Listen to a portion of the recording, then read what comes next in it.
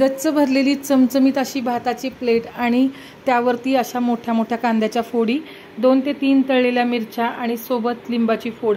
अगदी झक्कास असा मेनू आहे. तर हा मेनू आहे लातूर भागातला फेमस असा, तो म्हणजे निलंगा राईस. लातूरच्या जवळ निलंगा नावाचं छोटंसं गाव आहे. या गावाची ही खासियत आहे या पदार्थाची. आज आपण तो करणार आहोत, त्यामुळे व्हिडिओ शेवटपर्यंत बघा. Latur special Nilanga rice. चला साहित्य काय लागते ते पाहूया. इथं मी 1 कप भरून चांतारा नावाचा तांदूळ घेतला आहे. शक्यतो त्या भागामध्ये हाच तांदूळ वापरला जातो. आपण याला कोलम पण म्हणू शकतो. तुम्ही तुमच्याकडे जो उपलब्ध आहे तो घेऊ शकता. आता 1 कप तांदळासाठी इथं मी पाव कप इतकी मसूर डाळ घेतलेली आहे. हेच प्रमाण शक्यतो ठेवायचं, म्हणजे या भाताला अगदी मस्त चव येते, अगदी त्यासारखीच. आता हे 2 ते 3 वेळा स्वच्छ पाण्याने आपण धुवून घ्यायचंय, जेणेकरून त्याच्यावरच्या ज्या पावडरी असतात त्या निघून जातील आणि डाळ तांदूळ आपला स्वच्छ होईल.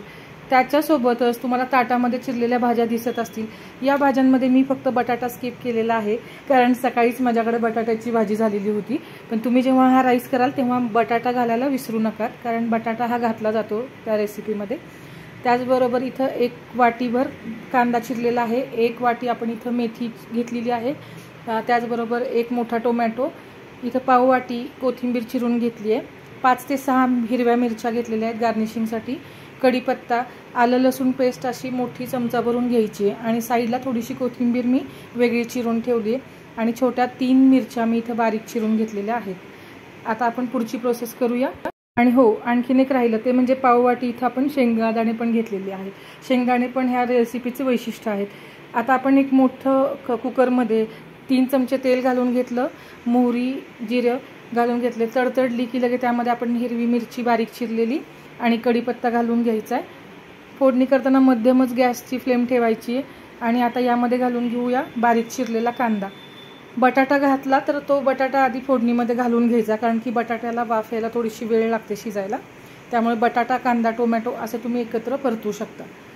आता आपल्याला ही सगळी फोडणी व्यवस्थित परतून घ्यायची आहे आणि लगेचच त्याच्यावरती आपण घेतलेले शेंगदाणे घालून घ्यायचे.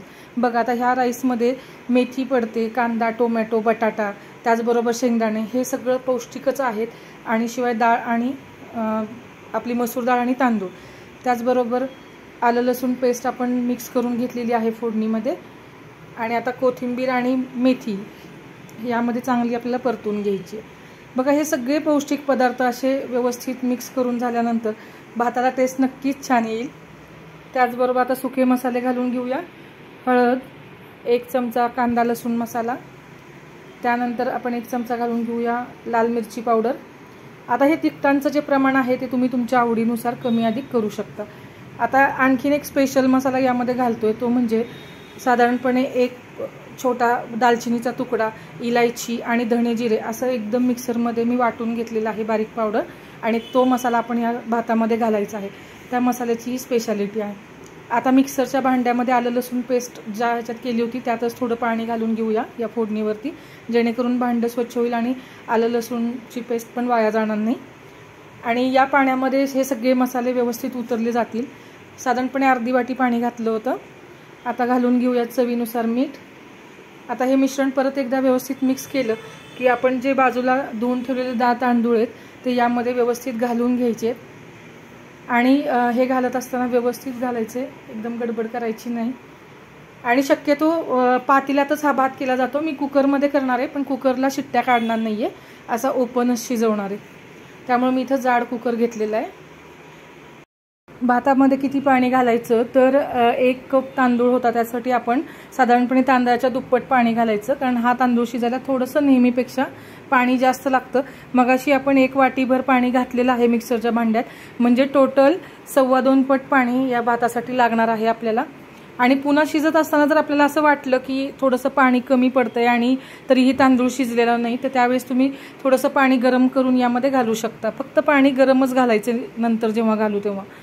आता या पाण्याला थोडीशी उकळी आली भाताच्या की त्यामध्ये आपण 2 चमचे साजूक तूप घालून घ्यायचे, कारण निलंग्यामध्ये तर डालडा वापरला जातो दुकानांमधून जेव्हा हा राईस केला जातो, पण आपण घरी करतोय त्यामुळे इथे साजूक तूप घालून घेऊया.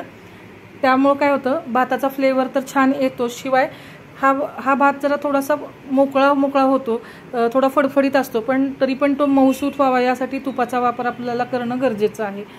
आता हा भात व्यवस्थित मस्त मिक्स करून घ्यायचा आहे आणि यामध्ये सगळ्या पौष्टिक जिन्नस गेलेले आहेत, त्यामुळे टेस्टला अगदी मस्त लागतो, चमचमीत लागतो।